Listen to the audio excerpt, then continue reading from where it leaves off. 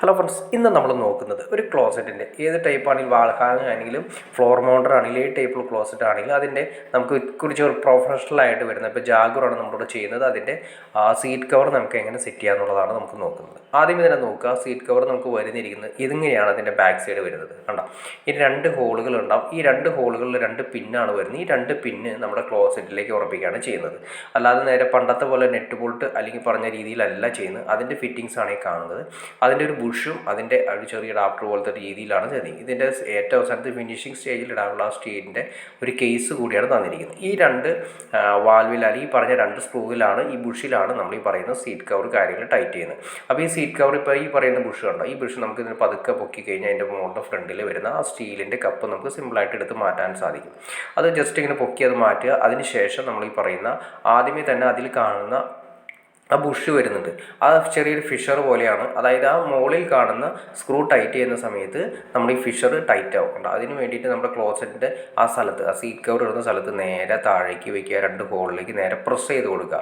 അതായത് സ്ക്രൂ ഓവറായിട്ട് ടൈറ്റ് ചെയ്യാതെ വേണം ചെയ്യാനായിട്ട്. കാരണം ഓവറായിട്ട് ടൈറ്റ് ചെയ്തിട്ടുണ്ടെങ്കിൽ എന്ത് സംഭവിക്കുന്നത് വെച്ചാൽ ആ ബുഷ് അതിനകത്ത് കയറാതെ വേണം. ഇപ്പം നേരെ സിമ്പിളായിട്ട് കയറി അടുത്തും ഇതുപോലെ തന്നെ അതിൻ്റെ അകത്തേക്ക് നേരെ വെച്ചതിന് ശേഷം ആ കേസ് മാറ്റിയിട്ട്, അതായത് സ്റ്റീലിൻ്റെ കേസ് മാറ്റി അത് അവസാനമാണ് നമ്മൾ ഇടേണ്ടത്. അത് നേരെ ഇടുക. അതിനുശേഷം കണ്ടോ, നമുക്ക് ഇത്രയും പ്ലേ കിട്ടുന്നുണ്ട്. കണ്ടോ, ഇത്രയും പ്ലേ കിട്ടുന്നുണ്ട്. ഇനി ആ സെൻറ്ററിൽ കാണുന്ന സ്ക്രൂ ഉണ്ട്. ആ സ്ക്രൂ ടൈറ്റ് ചെയ്യണം. നമ്മുടെ കറക്റ്റ് സീറ്റ് കവർ കറക്റ്റായിട്ട് ക്ലോസറ്റിൻ്റെ ലെവലിൽ വെച്ചതിന് ശേഷം. അപ്പോൾ അത് ചെയ്യാനായിട്ട് നമുക്കൊരു ഐഡിയ ഉണ്ട്. നേരെ ഉണ്ടാവും ഈ ലെവലിൽ അതിൻ്റെ സെൻറ്ററിലാണ് നമ്മൾ സ്ക്രൂ വരേണ്ടത്, ആ ബുഷ് വരേണ്ടത്. അപ്പോൾ അതിനനുസരിച്ചിട്ട് നമ്മൾ ആദ്യമേ തന്നെ വയ്ക്കുക.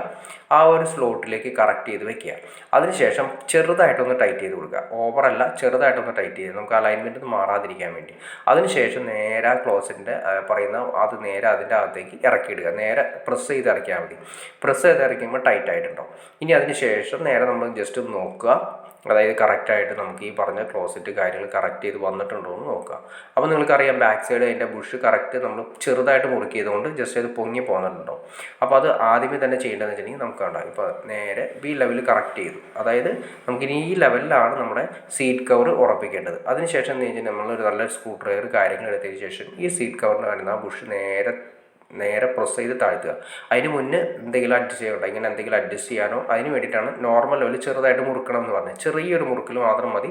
അതിന് ശേഷം കറക്റ്റ് ചെയ്ത് വെച്ചതിന് ശേഷം നേരെ ഒരു നെറ്റ് ബോൾട്ട് സ്ക്രൂ ഡ്രൈവർ ഉപയോഗിച്ചിട്ട് ആ കാണുന്ന സെൻറ്ററിൽ ആ രണ്ട് സ്ക്രൂകളും നന്നായിട്ട് ടൈറ്റ് ചെയ്യുക. ഓവറായിട്ട് ചെയ്ത് കഴിഞ്ഞാൽ പൊട്ടിപ്പോവും. ഒരു നോർമൽ ലെവലിൽ ടൈറ്റ് ചെയ്യുക. ടൈറ്റ് ചെയ്ത് കഴിയുമ്പോൾ നല്ല രീതിയിൽ അതിൻ്റെ ബാക്കിൽ നിന്ന് ആ പറയുന്ന ഫിഷർ ടൈറ്റ് ചെയ്ത് ഉറക്കും. ഇപ്പോൾ നമ്മൾ കണ്ടു, ഇപ്പോൾ നമ്മൾ കറക്റ്റായിട്ട് നമ്മുടെ ക്ലോസറ്റിൻ്റെ സെയിം ലെവലിൽ തന്നെ നമ്മൾ വന്നു. ഇനി ഇതിന് ശേഷം നമുക്ക് ഈ ക്യാപ്പാണ് ഏറ്റവും ടോപ്പിൽ ഇടേണ്ടത്. അപ്പോൾ അതിന് എന്ത് ചെയ്യുന്നത് വെച്ചിട്ടുണ്ടെങ്കിൽ നമുക്ക് ഈ പറയുന്ന ഈ രണ്ട് സൈഡിൽ രണ്ട് ബുഷ് ഉണ്ട്. അത് ജസ്റ്റ് കാണാൻ പറ്റും. ജസ്റ്റ് ഒന്ന് പ്രസ് ചെയ്തൊക്കെ ഉണ്ടാവും, ഒരു സ്റ്റീലിൻ്റെ. അത് രണ്ടും പ്രസ് ചെയ്ത് ചെയ്യുന്ന സമയത്ത് അതിൽ നിന്ന് വിടും. അതിനുശേഷം രണ്ടും ഒരേ സമയത്ത് പ്രസ് ചെയ്തിട്ട് വേണം എടുക്കാനായിട്ട്. നേരെ രണ്ടും ഒരേ സമയത്ത് പ്രസ് ചെയ്യുക. അതിനുശേഷം നമ്മൾ ഈ പറഞ്ഞ സീറ്റ് കവർ പതുക്കെ പൊക്കി മുകളിലേക്ക് എടുക്കുക. വേണ്ട, ജസ്റ്റ് പ്രസ് ചെയ്താൽ മതി. ചെറിയൊരു പുഷ് ബട്ടൺ പോലെ പൊക്കി നമ്മൾ എടുത്തു. അതിന് ശേഷം നമ്മൾ നേരെ ഈ ക്യാപ്പ് അതിലേക്കിട്ട് അടയ്ക്കുക. ഇതും അതിലേക്കിട്ട് അടച്ചു. അതിനുശേഷം അടുത്തത് കൊടുക്കുക. അടുത്ത് വിട്ട് ടൈറ്റ് ചെയ്യുക. ഇങ്ങനെയാണ് നമ്മൾ ഈ സീറ്റ് കവർ ഉറപ്പിക്കേണ്ടത്. അപ്പോൾ ഇത് നമ്മൾ കാണുമ്പോൾ മനസ്സിലാവും ഇത് എങ്ങനെയാണ്. സ്ക്രൂ കാര്യങ്ങളൊന്നും നമുക്ക് പുറത്ത് കാണില്ല, നീറ്റായിട്ടിരിക്കും. ഇനി അതിനുശേഷം നേരെ അതുപോലെ തന്നെ നേരെ ആ പിന്നിലേക്ക് നമ്മുടെ സീറ്റ് കവർ നേരെ പൊക്കി വെച്ചതിന് ശേഷം നേരെ അതിലേക്ക് വെച്ച് ഒന്ന് അമർത്തി കഴിഞ്ഞാൽ ഫിറ്റിംഗ് ആയി കഴിഞ്ഞു. ഇനി അതിന് ശേഷം സിമ്പിളായിട്ട് നമുക്ക് ഈ പറഞ്ഞ പോലെ കണ്ടോ, അത് സിമ്പിളായിട്ട് കറക്റ്റായി കഴിഞ്ഞ് ഇനി നേരെ സ്ലോ മോഷനിലാണ് വരുന്ന സീറ്റ് കവറാണ്. ഇത് ജാഗുറിൻ്റെയാണ് വന്നിരിക്കുന്നത്. ഏകദേശം എല്ലാ ഈ രീതിയിൽ വരുന്ന ബുഷുകളെല്ലാം തന്നെ ഏകദേശമൊക്കെ സെയിം ആയിരിക്കും. അപ്പോൾ ഇതെങ്ങനെയാണ് എൻ്റെ ഫിനിഷിംഗ് സ്റ്റേജ് വരുന്നത്.